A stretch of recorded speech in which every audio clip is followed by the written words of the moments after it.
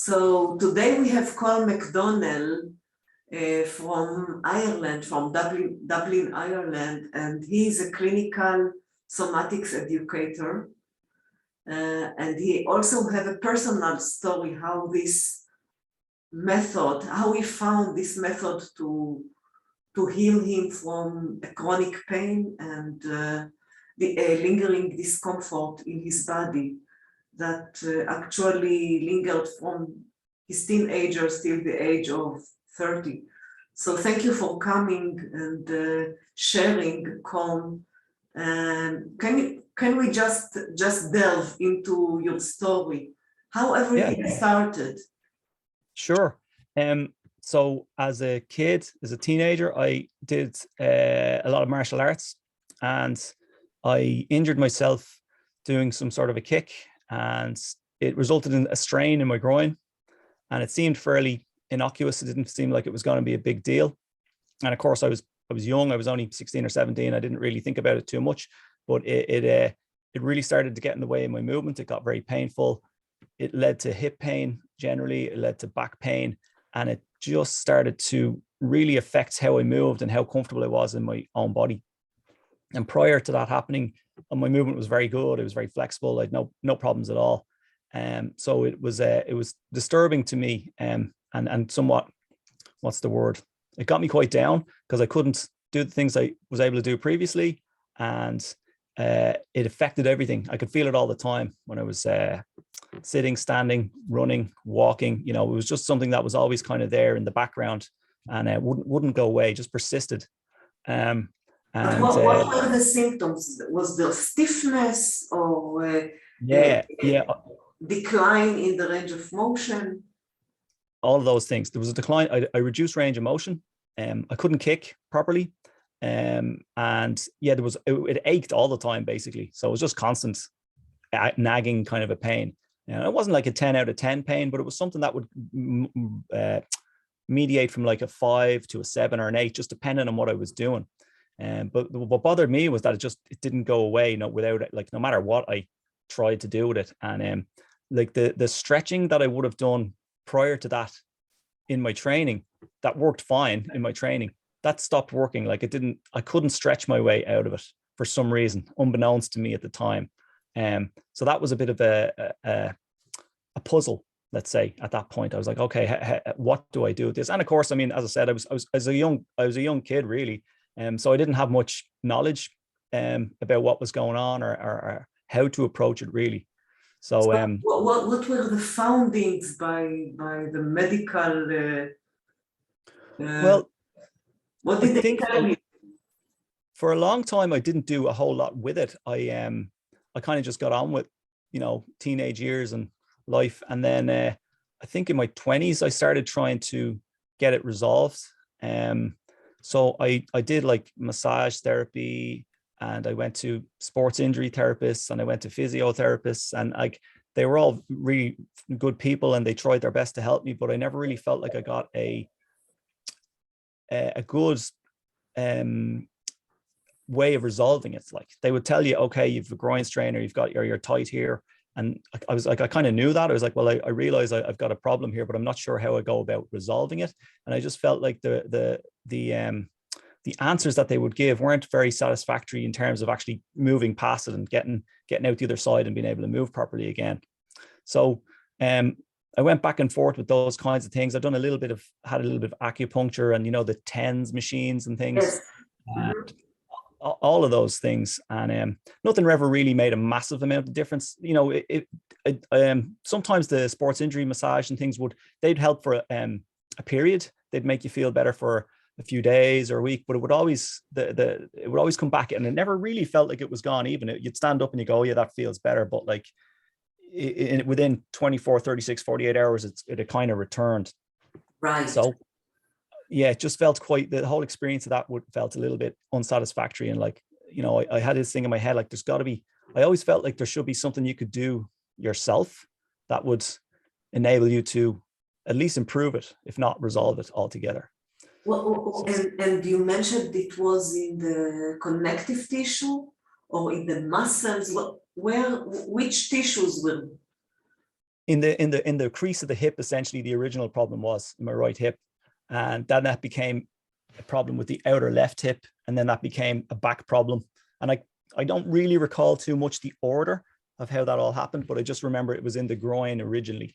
And in terms of the tissue, like I'm not really sure, like I'd never had MRIs, so I've no idea if there was a tear or anything like that. And I think that was probably a good thing, because Sure. I didn't get a label put on it for me. I just knew I had a sore hip, and that was kind of enough for me in the sense that there must be Good some for way you. of it. Very Yeah, wise. exactly. Yeah. And I just don't, those things weren't massively widely available at the time, I don't think. It never even, to be honest, like it never occurred to me to go to a hospital or anything like that with it. It didn't seem like that kind of a problem, you know. It was more, the hospitals were for people who break an arm or a leg. It didn't feel like it was something you would go to with a sore groin or whatever. Yeah, so I just muddled along basically into my 20s and late 20s with that. I mean, I still trained in that, but I always had this, and my movement quality was definitely much reduced, and it was always there, and it always kind of got in the way. There were things I couldn't do, kicks and techniques and just movements that were problematic. And as I said, it was disconcerting, and a little bit, it would make you a little bit depressed when you were like, I can't do X, you know. So go ahead. Do you remember a time, because it was so long, from the age of 16 till 30, do you remember along these 14 years a very low point? I mean, emotionally, that you felt? It wasn't a massive troughs and peaks of emotion for me. It was just sort of a low level of just generally feeling a bit like, I don't want to use that, I don't want to swear, but a little bit annoyed with the situation, and a little bit, you know, it was just a nuisance, an annoyance, more than it being. I think they call it low grade depression. Yeah, It's something that is in the background humming. Exactly. It was always there. You go to bed, it's there. You wake up in the morning, it's there. The only time it wasn't there, I guess, is like probably for most people as well, is when you're actually asleep. It seems, you know, when we're asleep, we don't feel these things, but then you wake up and it's right there where you left it, you know, in the morning again. Yeah, that's very typical to chronic pain, in the chronic pain community. Absolutely. And what was the turning point? In the plot. There was kind of a few. I was in New Zealand in 2008 or so, and I went to see a guy who did some, what was it called? Heller work, maybe. And Heller work. Yeah, Heller work. It's similar to Rolfing. No, Rolfing I know, but what is Heller work? It's a method. Yeah, it's a hands-on method. It's pretty similar to Heller work, from my experience. And I experienced sort of a more potent result from that. That definitely helped. What did you sense? I didn't get it. A more potent release, let's say, or a better outcome from that type of work, which I know is working with the fascia again. So and it was the first time I had kind of an emotional response to a modality. Now, for me, that emotional response was laughter, because I'm pretty steady emotionally, but yeah, I just started laughing because the release made me feel like laughing. I don't know why, but that was what happened. And that was the first time I had that kind of a response. And it also felt different for a little bit longer than I had been used to getting a result, but it still didn't quite resolve the back pain, and the other hip pain were still there. So I knew then, okay, there was other ways of approaching it. Basically, that kind of opened the door for there's other modalities out there, and it kind of put me on the search then for something that would help and give me some control over what was happening, essentially. So that was about 2008. And I think after I came back from there, it was a couple of years later, I just stumbled across somatics really online. I found a review of Martha Peterson's book, and there was a little blurb about I basically went and researched that, and, you know, about the brain, how the brain controls the muscle and sets the muscle tension. And I was like, okay, this sounds interesting. This is a different approach to what I'm used to hearing. Because I had actually gone and studied massage therapy and sports injury therapy trying to resolve my own problem. And you know, as much as I learned loads of stuff, and the education was great, and met lots of great people, I never quite got the resolution I was looking for. So when I discovered this somatics word, I was like, okay, this is a little bit different. The approach is not the same. And so I went off and I Googled somatics Dublin, and I found someone here who was teaching somatic movements, and booked a session, went in. I think I was about 30 or 31 at the time. I did one session, an hour. I think I learned 3 movements. I'm assuming I learned 3 movements because I know we all follow the basic pattern and I know what it is now. But I learned how to release my back, essentially. And after that, I was about 90% better straight after that. And I went home with these movements, and I knew, I was like, okay, this is great. I can do these myself now. Wow. So that night, or the rest of that week, I did them again. And it just continued to get better as I just practiced the movements until I reached a point where I was like, I feel fine now. I'm essentially back where I was 15 years ago, or however many years ago it was. And so that blew my mind. I was like, okay, why doesn't everybody know about this? It's so simple, and it seems to work so quickly. So I did a couple of more sessions with that girl. It was Tanya Fitzpatrick was her name.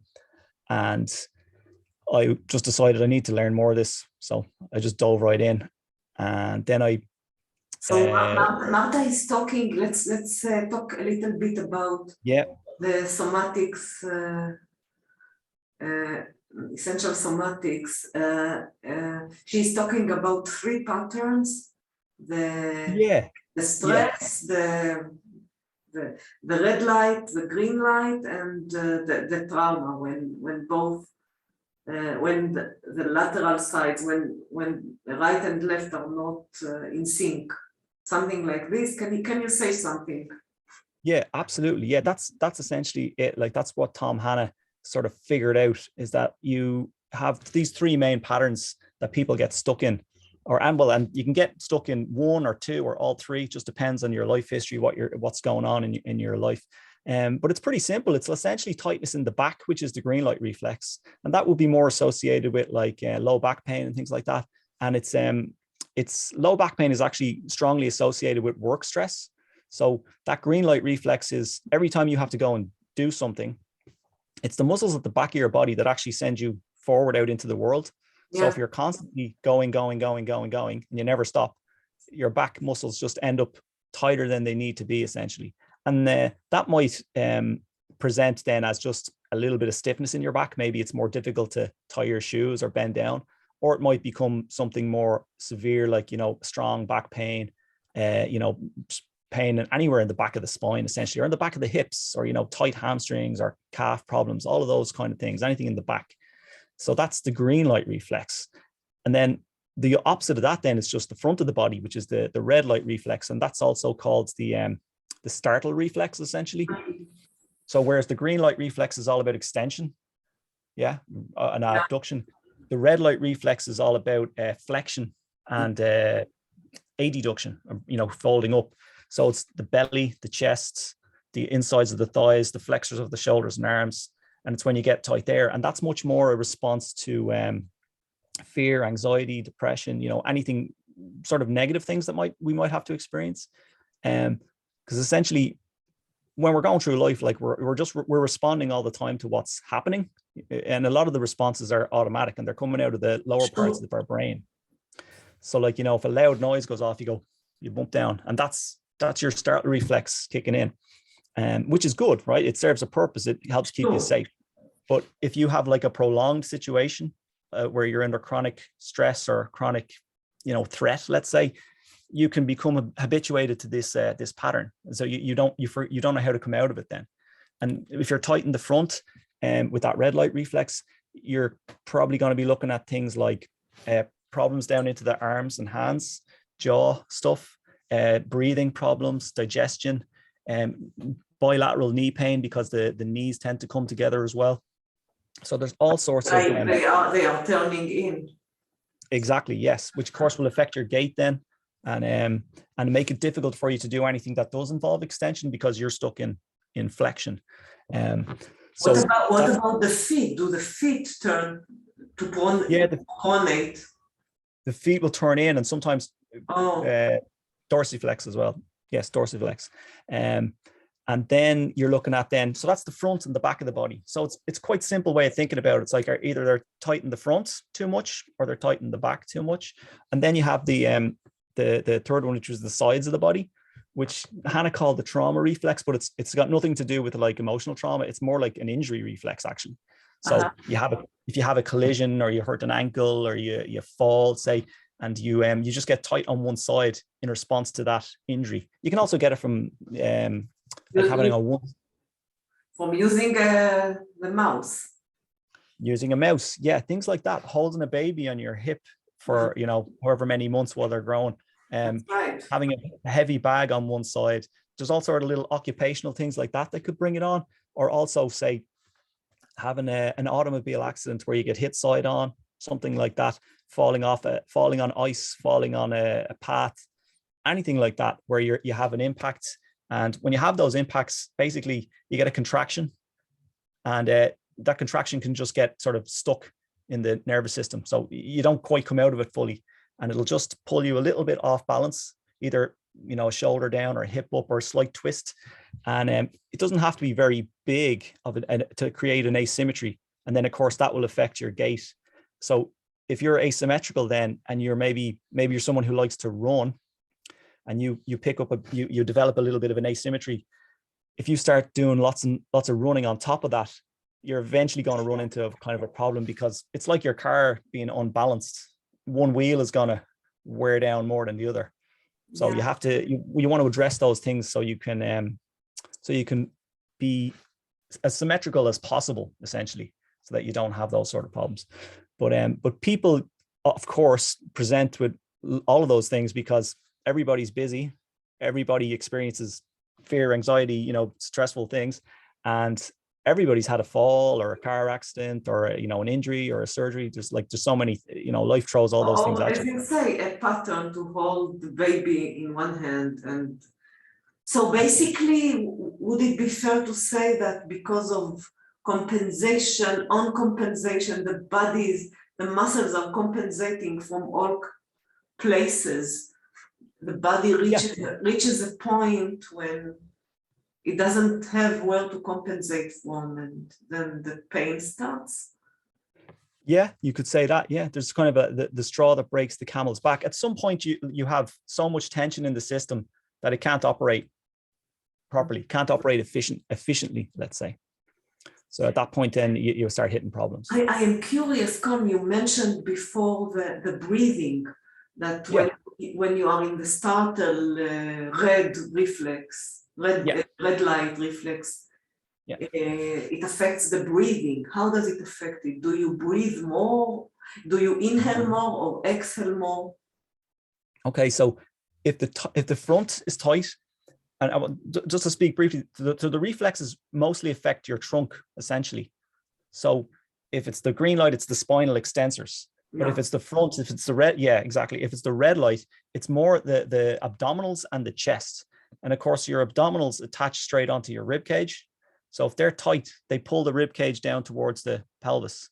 And then if they're tight, the chest will be tight, which will also put a bit of pressure on the rib cage as well. So your rib cage can't expand fully, and your diaphragm can't go down fully. And if your belly is tight, it won't allow your internal organs to be moved down by your diaphragm coming down. So it's basically, it just compresses the whole internal organ area, like at the abdomen. So it can't expand when you're breathing. So if you're stuck in that red light pattern, if you tend to have that, it's more, you're not able to inhale like you should be able to. And you're probably a little bit stuck in exhalation. So for many people, just releasing the belly muscles and the chest muscles makes a massive difference to their breathing. They're able to breathe much more freely. And you can get oxygenate the body, oxygenate the wounded parts. Absolutely. And then their sleep becomes more restful and more nourishing, if you like. It's more restful for them. And conversely, if you're tight in the back, like all the extensors of your spine, they all attach onto your ribs in the back. So that can even contribute to some breathing problems as well. But it's probably going to be more like it's harder to exhale than it is to inhale. And then if you have one side, you can still have a little bit of a breathing issue. You might, to be honest, you mightn't even notice it if it's a one-sided thing. But once you free up the two sides, you notice, oh yeah, now my breathing feels easier. Because as I said, it's all happening in the trunk. So if you have areas of tension in the trunk that are holding, that's going to compromise your breathing to some degree. So it seems like the trauma reflex, the third reflex, which is the compensation, is the most complex to. Yeah, that's a very astute observation. It's the most variable because, as I said, green light is extension and abduction. Red light is flexion and adduction, whereas the trauma reflex is like side bending and tilting and twisting.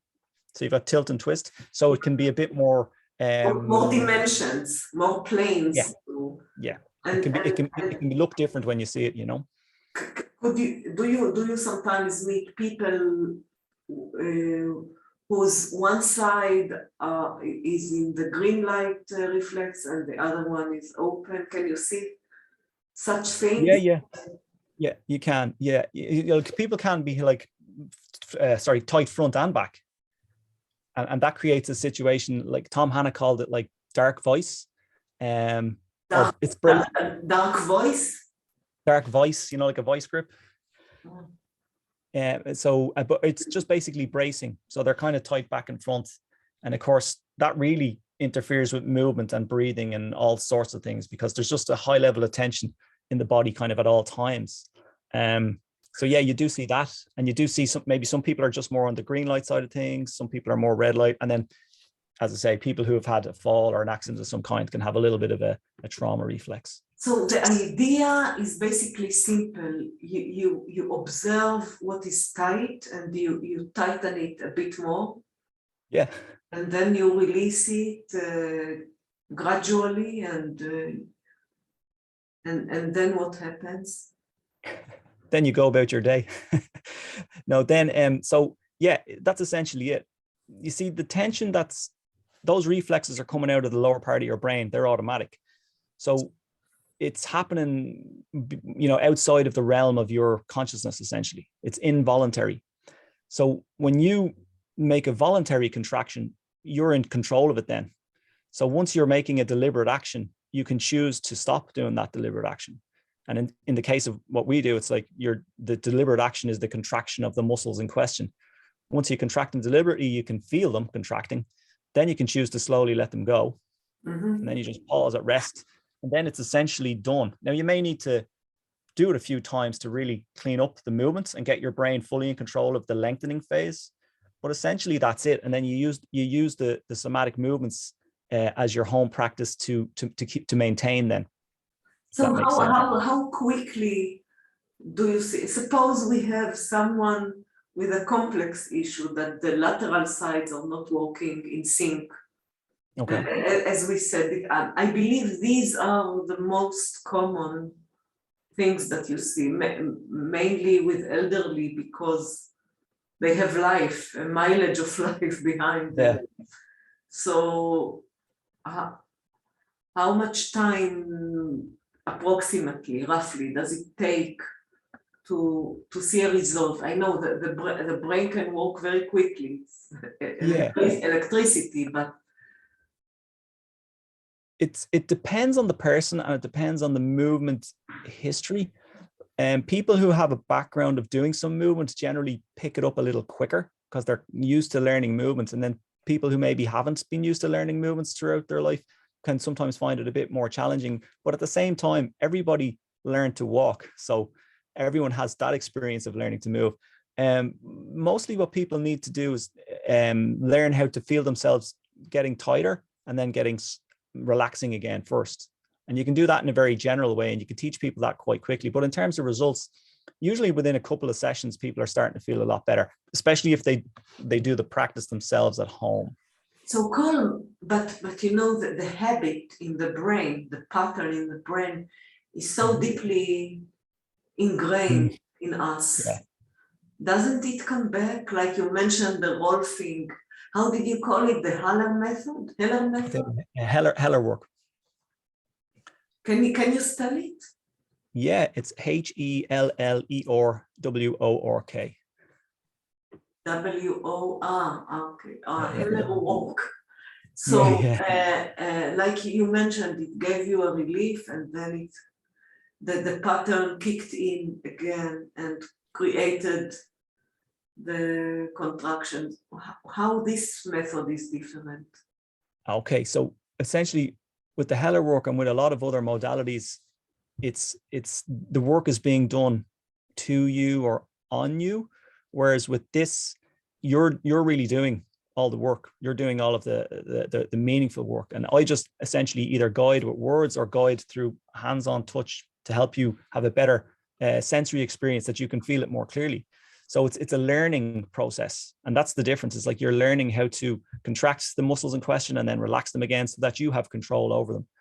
So the more you practice, the quicker you learn, the less likely the pattern is to come back. Now, I mean, you know, of course, everyone goes through life. So these things, if you you can always have another fall, you can always have another stressful event, but by having the practice, it gives you some agency over how you respond to things. So, and what I find is when you teach people how to relax and how to pandiculate, and they have that experience of, oh, I feel much more softer now, I feel much more relaxed, then they notice when they're getting stressed. Do you know what I mean? It's like they go, oh, like I can feel my response to that event or situation or whatever it might be. Because and they have the contrast. Exactly, there's a contrast. Yeah, there's a contrast. So that helps to clarify it for them. And then they can say, okay, so I need to, tonight before I go to bed, I'll get on the floor, I'll do my practice, and I can reset, and then I can go to bed and sleep. So it's about giving people, I think that's the best thing about it, is that, you know, once you've got a feel for how to do the pandiculations, you can learn the movements pretty easy. They're not that difficult, you know. This is, of course, this is easy. The technique itself is simple, pretty simple, but and correct me if I'm wrong, sometimes the contractions are all over the place. That's true. It can be in the neck and in the toe and in the other shoulder from that side, and in this chest and not in this rib cage. So where do you start from? That's a great question. That's a great question. Because sometimes people are tight all over. So essentially what I tend to do is I'll have people just tighten all over so that they can tighten everything.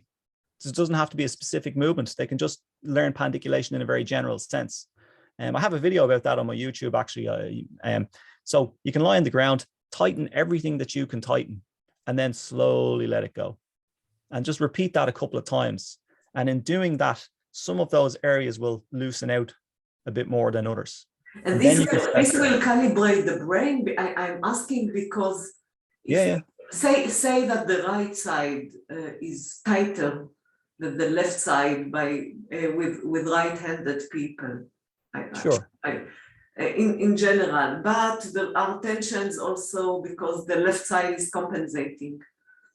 So let's give an example. If someone is holding the mouse and he's walking and he has a repetitive how is it called, RSI, like a carpal tunnel syndrome or something like this, because he's using one hand all the time and all day long. So when he tighten all the body, wouldn't it create more tightness here than in the left? Wouldn't it eternalize the issue? Well, it may indeed. Yeah, maybe he will feel, but once he can feel it and when he's doing it on purpose, he can modulate it. Because then, like, if you tighten everything and you can feel that your left side is tighter than your right, you can choose then to, okay, I'll ease off on the left a little bit and then release. So because you're doing it deliberately, you get your hands back on the wheel, so to speak. And for something like that, like the tightness is probably coming from the chest and the lats and the traps, the large muscles that attach to the arm, rather than anything in the hand itself. There may be a little bit in there, but it's really coming from the trunk and the attachments to the spine. So having them release those large muscles that move the arm has a much more, a better, more, what's the word I'm trying to use? It has a much more global effect than Yeah. sort of So focusing on the I forearm. understand. You're saying to do the work on the more proximal parts in the body. Yeah, yeah. We work, essentially we work center to periphery. Mm. So, because the reflexes affect the trunk the most strongly. And when your trunk gets tight, then your arms and legs and your hips and shoulders don't work as well either. So if you release the trunk and then you release the hips and shoulders, the arms and legs tend to work much better, and the neck and head for that matter as well. So yeah. it is the latissimus dorsi, the trapezius, and what else did you mention? Well, that would be for the arms, for getting the shoulders moving. Yeah, you're looking at your lats, your traps, and the pectorals essentially. Yeah. But again, it's those large muscles, because when they get tight, because they're big and they're large, they don't have to get very tight before they start restricting your movement. So this is for the red light reflex, no? The chest will be for the red light movements, or sorry, the red light reflex, yeah, for the most part. And then the lats can be involved. They can be involved a little bit in everything, to be honest, just because they're large movers. And then the traps can be a little bit red light as well, and the green light, because they're, there's so many muscles are kind of involved in tons of different movements. But this action of red light reflex, that's the traps. But then if you're a green light, the shoulders going back, that's also the traps as well. So yeah, you need to address those. Basically, it is a good idea to pandiculate on these major muscles around the torso. What if someone feels that one, I'm thinking about the breathing, the diaphragm is very different in both sides by the anatomy. One side is larger than the one side is tighter than the left side. The right side is is huge. The diaphragm in the left side is very small. So it is very common to see people who are inhaling more in the left, and because it can, inhaling more in the right, because the diaphragm can move very easily down, and they don't exhale enough from the left. So can you pandiculate also on these unfelt, the diaphragm, we don't feel it very much. Diaphragm. Can you create pandiculation on more internal muscles like the diaphragm? Yeah, you can. It requires a little more body awareness and maybe a little more practice, but you can absolutely do it. Anything that you can control voluntarily, you can pandiculate. So your diaphragm would fall under that, because you can breathe without thinking about it, but you can also breathe, deliberately. We've got all the yogic practices of breathing. So yeah, you can draw your diaphragm up, you can send it down. So yeah, you can absolutely work with the diaphragm as well. But for most people, if they free up the front, the back, and get the sides moving again, that's usually enough to get people to a point where they're comfortable. And then there is an inherent asymmetry in the lungs and in the diaphragm and that. But once the trunk is relaxed, that should all work pretty much as it's supposed. Nice. You give the structure, and then the function will follow. This is what. Well, actually, it's the other way around. You clean up the function, and the structure looks after itself. Yeah. Because what we're doing is we're working with the function of the muscles, making sure the person can contract and relax them at will. And once they can do that, then things go back to where they're supposed to be. What about the neck? Many people suffer of neck issues, neck and shoulders. So the shoulders are connected to the traps and the pectoralis. Absolutely. What about the neck? The neck is a very mysterious place. It really is. How do you tackle neck pain? Well, neck pain is strongly involved in both the green and the red light reflex. And when people are red light, it's usually that the neck is sort of drawn down and the shoulders are up. So you've got this sort of a posture. Now, it may not be as, I'm going right into that. It may be more subtle than that. but it's that whole thing. So you want to have them go into that more and then come out of it. And then if it's more green light, it's about the back of the spine generally, because you don't get a stiff neck in isolation to the rest of the body. So if someone has a stiff neck, it's usually indicative of stiffness in the trunk generally. And as you release the trunk, the neck starts to be, it feels longer, it starts to be more comfortable, and then you can start to move it more freely. So it's not really any, it doesn't have to be specifically looked at. There are things you can do with the neck, but if you release the whole spine and the trunk, the neck will tend to settle down as well. And then, as you say, you may need to do a little bit of work with the shoulders to really clean it up. But for the most part, the standardized set of movements is very good at freeing up the neck. Colm, can I ask you something? I know people who healed miraculously with this method from their muscle issues and chronic pain due to the contraction of patterns in the brain which contract parts of them. But some people do not heal. What makes the difference in your opinion? Why some people heal and some don't? Well, I think particularly for this work, I don't think it's so much about healing as about, because it's more about like processing of internal sensations, and people's results will be dictated to by their willingness to practice. Really, like you need to do the practice yourself. Like so someone like me or another practitioner or someone shows you the movements, you're going to have to do them all, not all the time, but you're going to have to do them fairly regularly, because you have to live in the world and you're going to be responding to things all the time. So if you do them once and you feel better, it's not going to stick forever, because you have to go back into the real world. So if we go back to your story, how many times did you do it a day? How many times do I do it a day? I might practice like once a day for like 10 or 15 minutes. And then once a week or so, I might spend a bit longer on the ground. I might do, I don't know, 20 minutes or something, or 30 minutes. It would depend entirely on what's going on in my life. If I'm training harder, or if I feel a little tighter on a particular day, I might spend a bit longer. But for the most part, it's not a massively long practice. And I maybe spend a little bit more than other people, because if I'm going to be teaching, I might be exploring something, start trying to figure something out as well.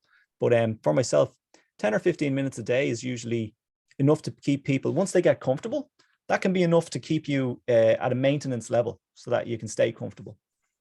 So what do you tell your clients when they come? Suppose someone has all over the place contractions, like we said, the lateral, the trauma reflex, which is more complex.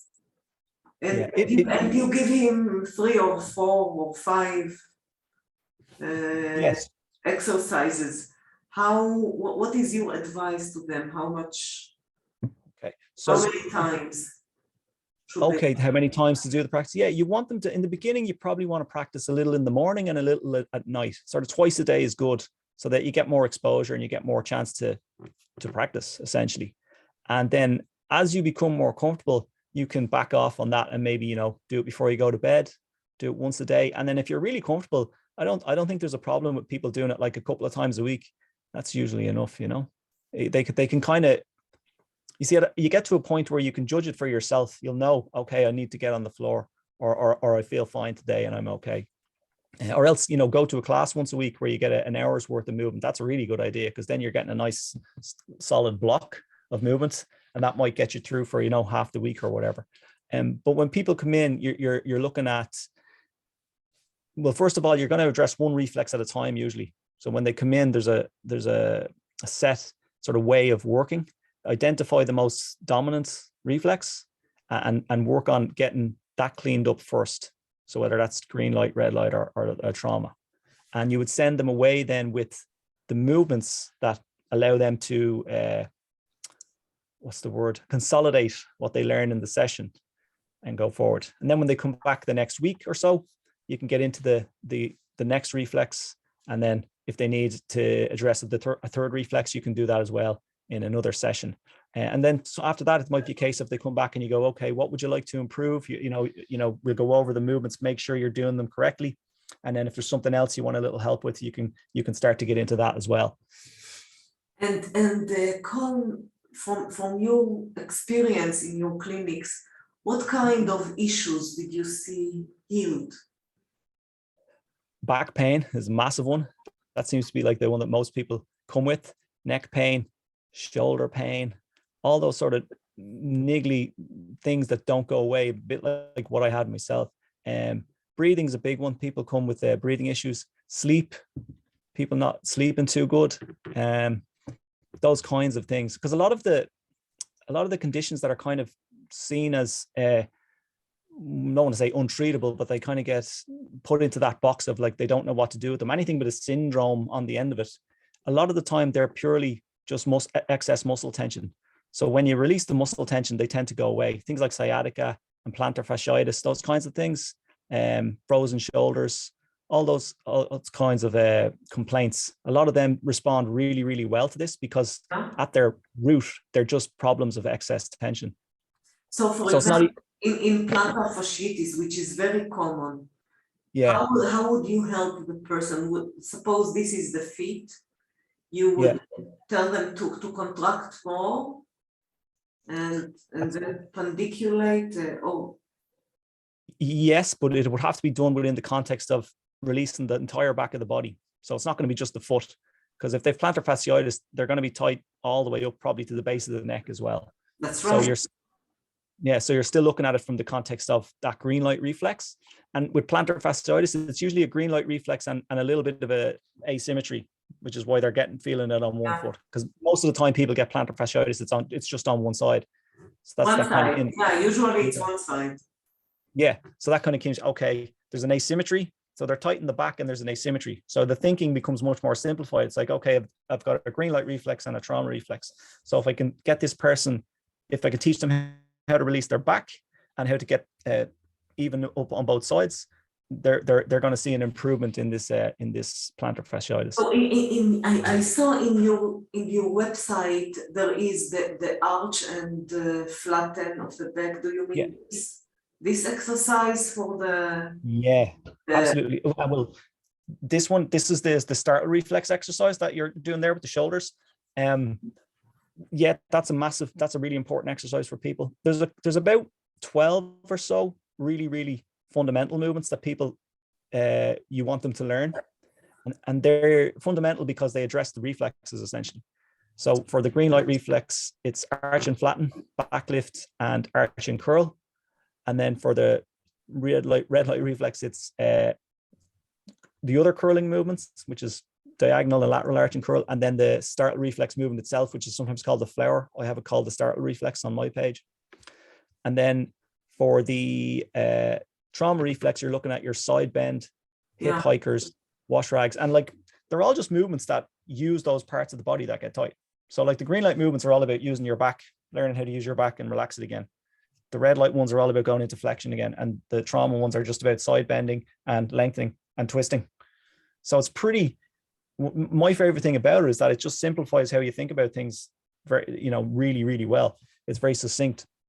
And if people can do those sort of core movements well, and they can feel them well, they usually see quite a big improvement in all their movement then. Because once the trunk is moving freely, walking's easier, breathing's easier, you can run, everything gets easier. You mentioned the frozen shoulder, which is also a very common problem. I wanted to ask you specifically about the connective tissue, because connective tissue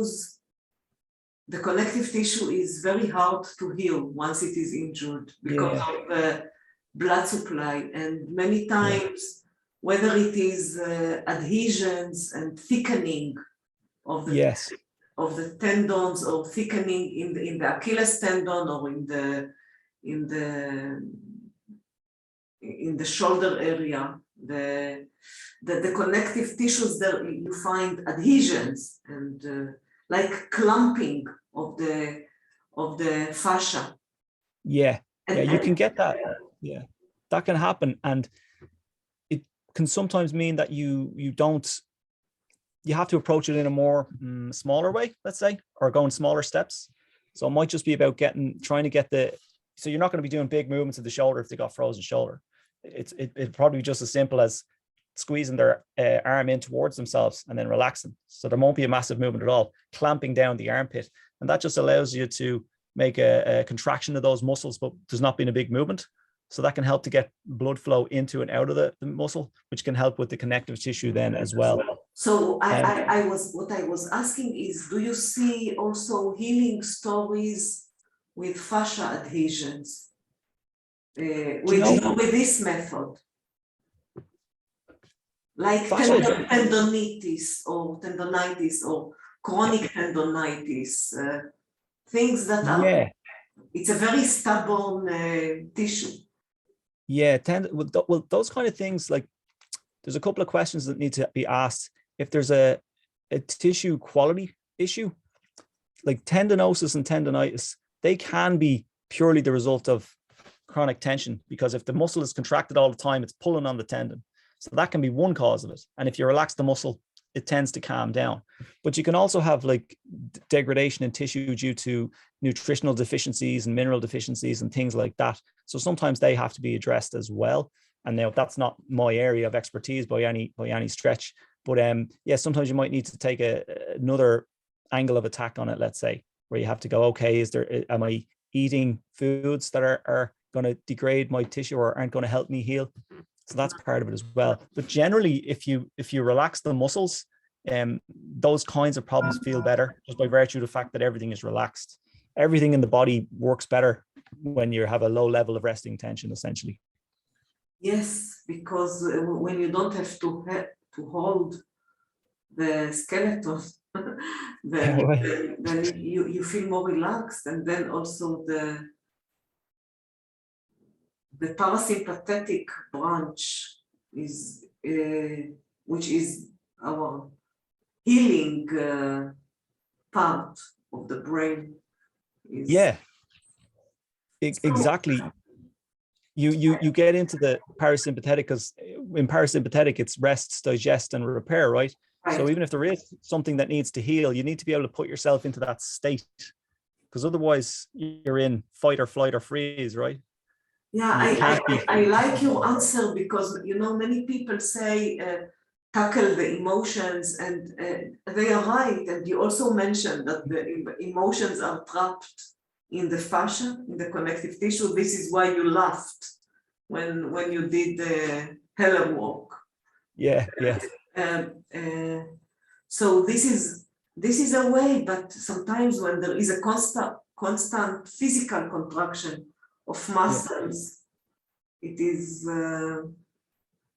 releasing emotions.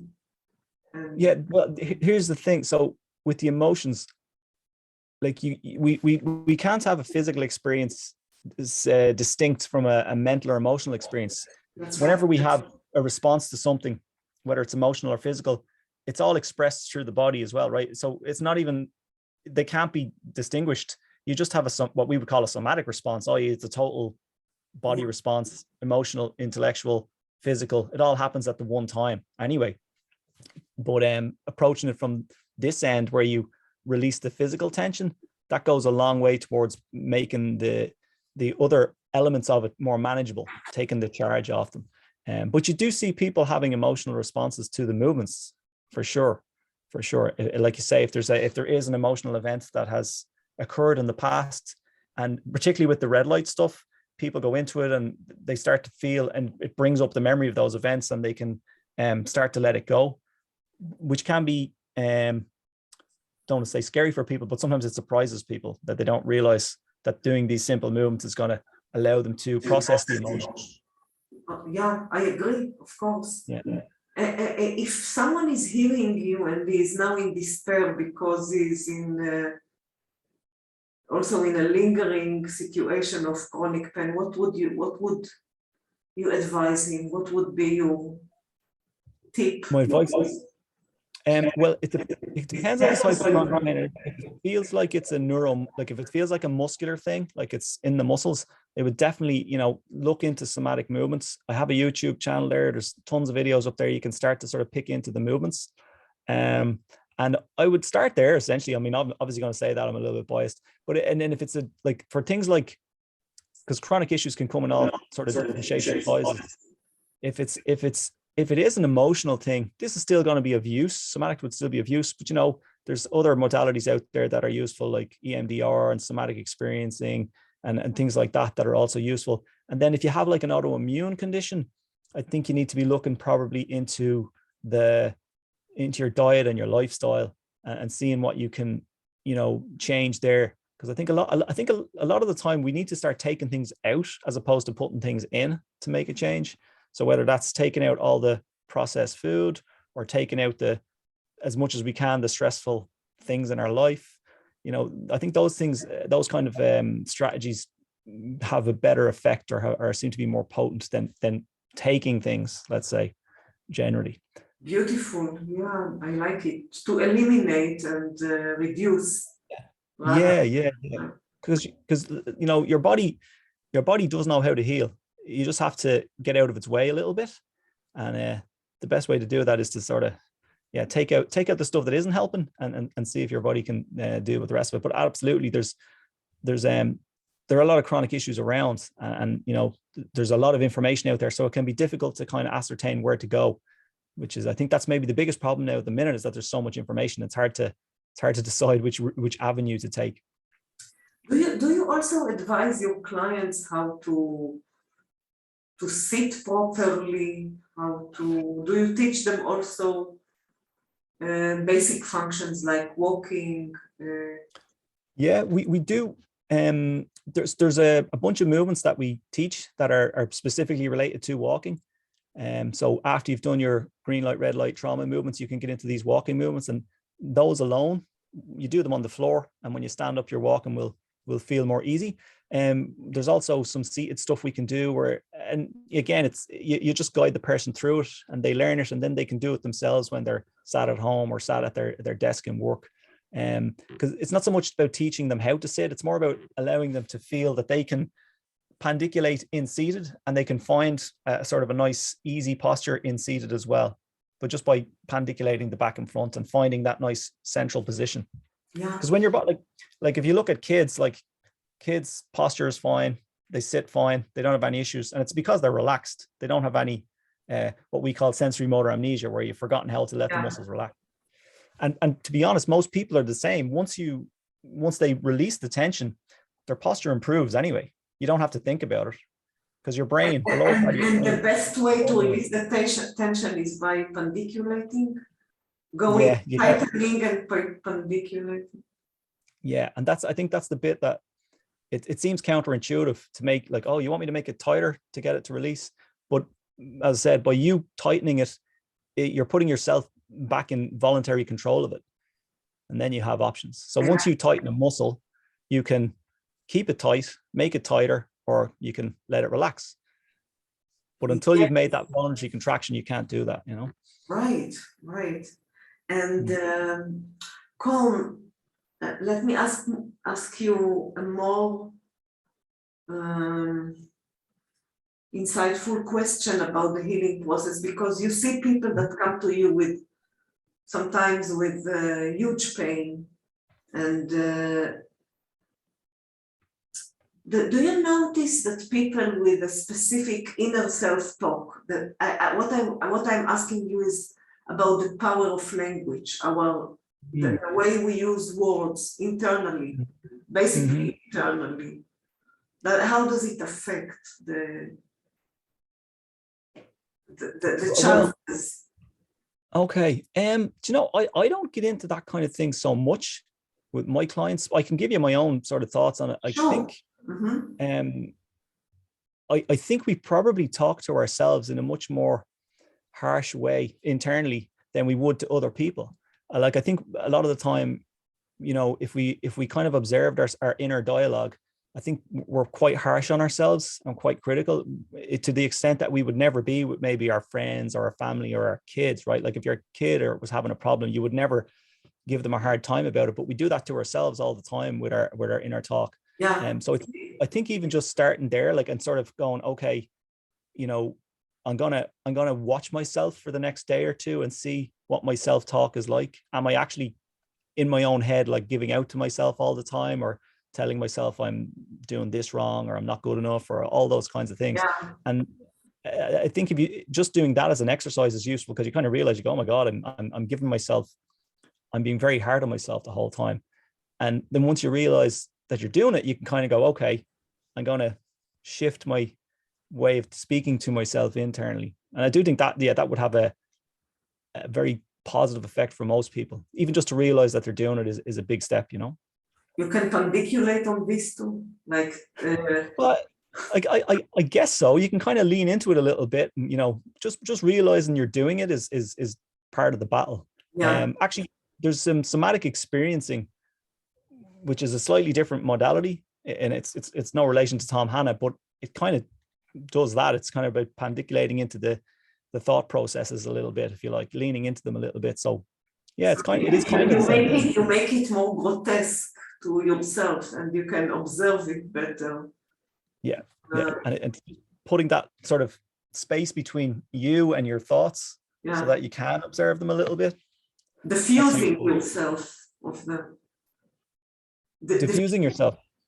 Mm-hmm. Exactly, because they're just thoughts, you know. They're not they don't have to be taken so seriously sometimes, you know. You realize a lot of the thoughts you have are kind of crazy, you know what I mean? Like, they're not that they're not real, you know. They're just thoughts. They pass on by. Any last word you want to say about healing? And I think you were talking about forgiveness earlier on, and forgiveness and healing, and it makes me think of acceptance, I think. And I think it takes far more energy to hold a grudge against yourself or someone else than it does to, you know, let it go. So I think, you know, that's part of accepting things, is letting them go. And I think for a lot of people that would be something to just be mindful of, you know. There's no point in holding a grudge. It's a resistance. That's a form of resistance to what's happening, which is not dissimilar to the resistance in our own bodies, you know. So, you know, thoughts and movement aren't different from each other. That's right. You know, it's the same thing. It's resistance and contraction. Right. It's resistance and contraction. And everybody learns to move before they learn to speak. So your cognitive and your intellectual functions are, they're built on the foundation of your sensory motor movement functions. That's right. So all our thoughts go through our motor system. So if you're thinking particular thoughts, you're actually, in very small way, you're contracting muscles in your body.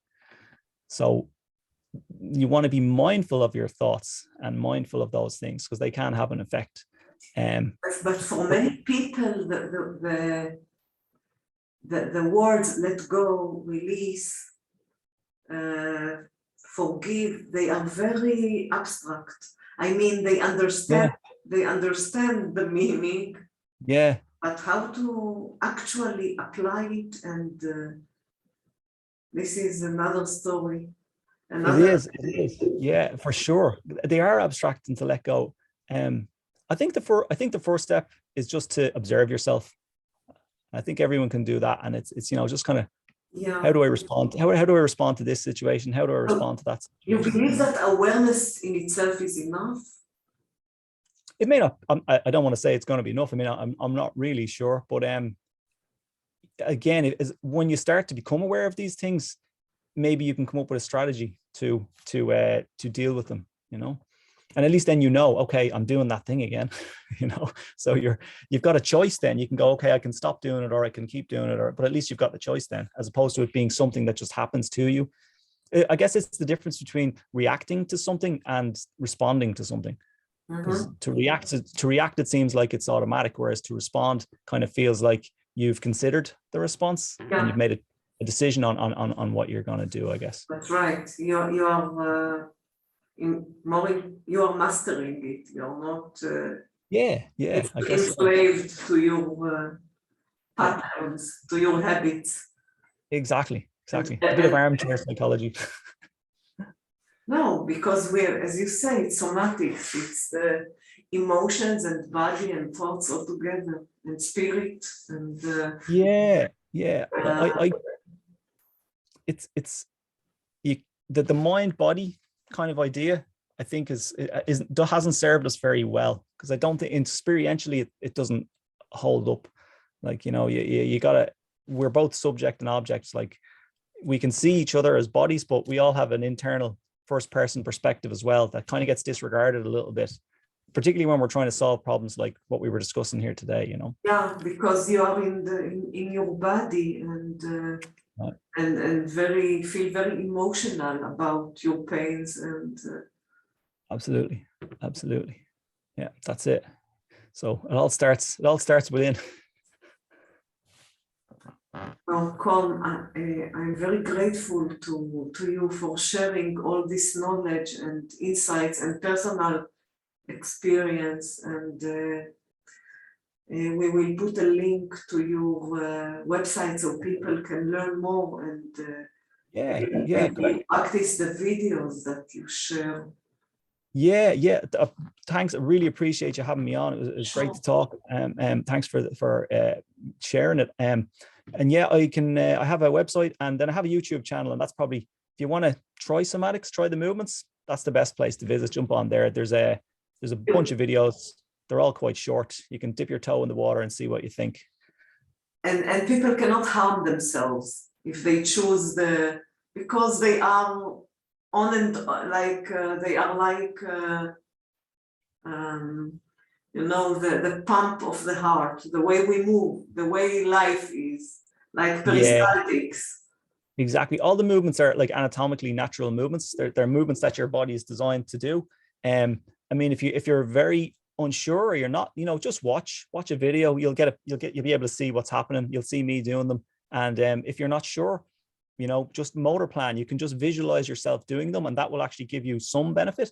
Or you can do them in bed if you're not able to get down on the floor. Most of them can be done in bed. It's a little better on the floor because the surface is harder, so you get better feedback. But most of them can be done in a bed, and you'll still get something from them. You know, you invoked something that I wanted to ask you just now, about the things that you said about the role of imagination and visualization. Yeah. In how does this contribute to healing damaged tissues in our body? Okay. Well, in terms of the movements, like, so when we're teaching movements, if someone is maybe has a little fearful about doing a particular movement because maybe it's caused pain in the past, you can actually just visualize the movements. And because actually linked to what we were talking about earlier, thoughts and actions are pretty much the same for your brain. Like, the same areas in your brain will light up whether you imagine a movement or do the movement. So in your brain, it's not that different. So it just provides like a gentle way to get them used to the idea of doing a movement, and also to activate somewhat some of that motor activity that they're going to be doing. And it's no different to really the way like athletes and things will use visualization to maybe before a golf swing or you know, something like that. They are a tennis player, you know, visualizing their serve before they go and do it. It's like a mental prep for the movement. So there's still something to be gained from doing that. Thank you so much, Colm, and I wish you all the best, lots of joy and health. Same to you. Absolutely. I really appreciate the time. Thanks very much for having me. Yeah, sure, of course.